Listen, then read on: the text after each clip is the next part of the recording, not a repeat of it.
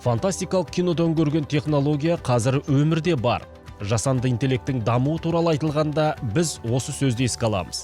Цифрландыру мен жасанды интеллект бірнеше жылдан бері өзекті тақырыптар қатарында болған рас.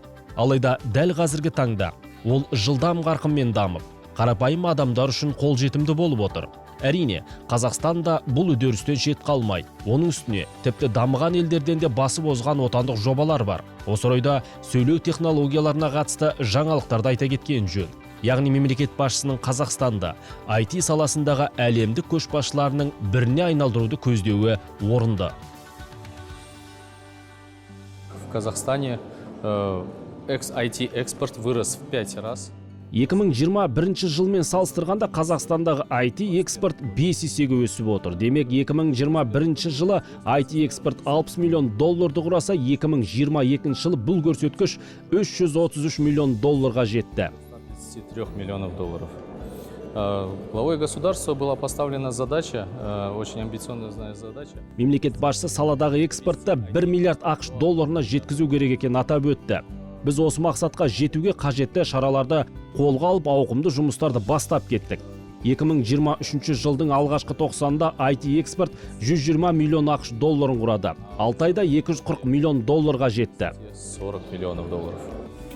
Дәстүрлі түрде Астанада өтетін Digital Bridge халықаралық форумы, IT саласының жетістіктері, трендтері мен болашағы талқыланатын аталмыш шараның жылдан жылға ауқымы кеңеюде. 2 күндік маңызды шараға 20 мыңнан астам адам жиналды.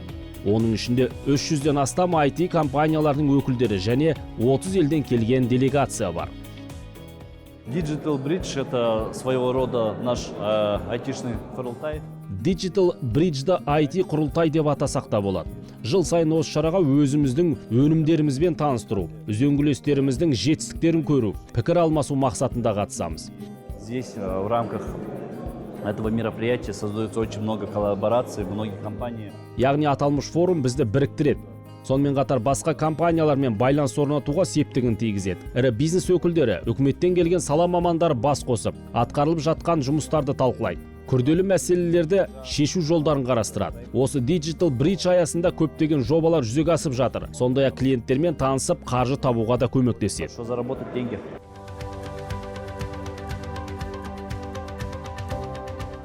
Бұл жолы Digital Bridge'те жасанды интеллект тақырыбына ерекше басымдық берілді. Бұрын фантастикалық шығармаларда ғана кездесетін дүниелер қазір өмір ақиқатына айналды.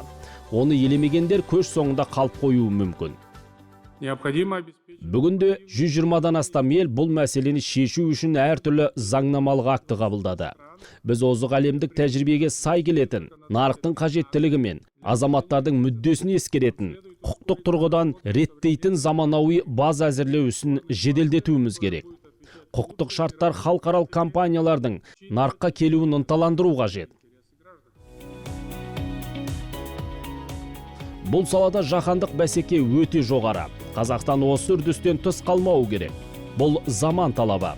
Сондықтан біз қазір озық технологияны дамытуға айрықша назар аударып отырмыз. Қазіргі міндет еліміздегі IT мамандардың, сарапшылардың, ғалымдардың басын қосып, олардың күш-жүгерін тиімді пайдалану екенін ел президенті атап өткен болатын.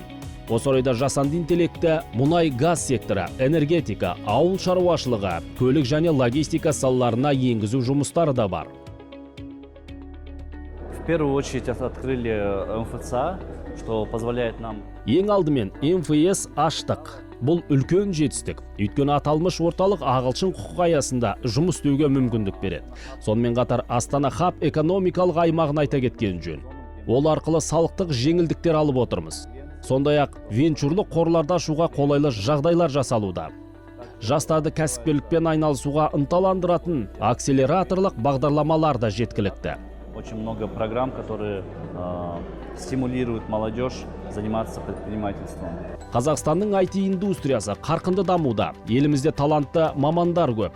Және мемлекетті қолдау бағдарламалары да бар. Осы орайда отандық IT индустриясының келешегі жарқын болатынына еш күмәніміз жоқ.